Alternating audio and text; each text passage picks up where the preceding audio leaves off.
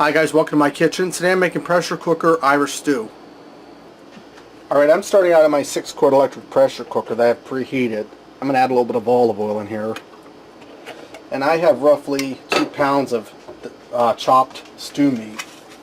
This is traditionally made with lamb, but since I don't do lamb, I'm using beef instead. And I'm going to fry this up in like 2 batches so it gets good and browned. So once I get all my beef browned up, I'll be back. Okay, now that my beef is all browned up, and I seasoned it with salt and pepper while it was browning. I have 1 large onion here I diced up. I'm going to get that in there and fry that with the beef for a few minutes so it starts to turn translucent and get tender. Okay, now that I allowed my onions to fry for a while in with the beef, I'm going to go ahead and add in 4 cups of water. And this part's optional, but I like the extra beef flavor. I'm going to add in one of these Knorr's beef bouillon paste things. If you don't have them, you could also put in 2 beef bouillon cubes. Okay, now I'm going to add my spices, part of my reach. I'm going to add in a teaspoon of salt. I'm going to add in a teaspoon of thyme leaves.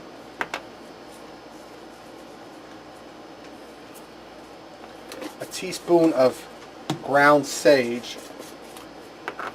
Now if you don't have all these seasonings, you can very simply or very easily put in poultry seasoning, because it has all these in it. Just put 4 tablespoons in, or teaspoons. A teaspoon of ground sage and a teaspoon of rosemary leaves. If you have crushed rosemary, that's better, but all I have is the rosemary leaves, so they're going to have to do. I'm going to get in here and give this a stir.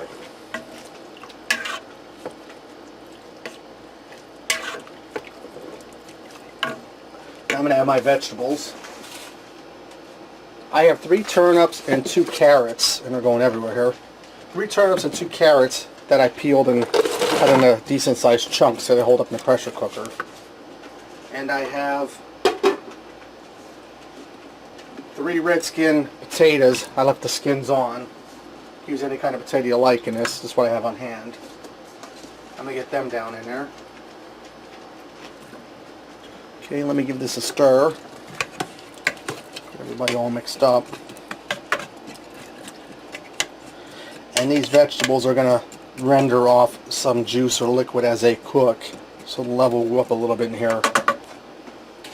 Okay, now I'm going to get my lid.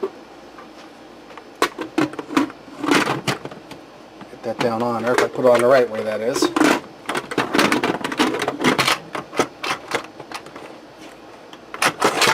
Okay, make sure we're set on airtight. Now I'm going to set this to pressure cook for 10 minutes, which is my soup and stew button on this. If you didn't have that feature, just give it 10 minutes. This is going to come up to pressure cook for 10 minutes, and I'm going to allow it to do a natural release. So you're looking at roughly about 40 minutes till it's all said and done. Okay, my 10 minutes is up. I allowed this to do a natural release. Now I'm going to stir in a flour water slurry to thicken this up. And I turn my heat back on to get this boiling. And I pre-sifted this flour water so I don't have any lumps.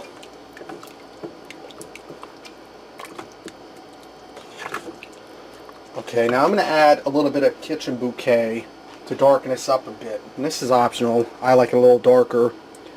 And this should only have to use a little bit because it's really works good. You see how dark that got real quick there? Browned up nice. Okay, now I'm going to add in some parsley. You could also use fresh parsley if you have it. I'm going to go for about a teaspoon of parsley. Okay, now I'm going to allow this to cook for a few minutes with the cover off to thicken it up, and then we'll be ready to serve.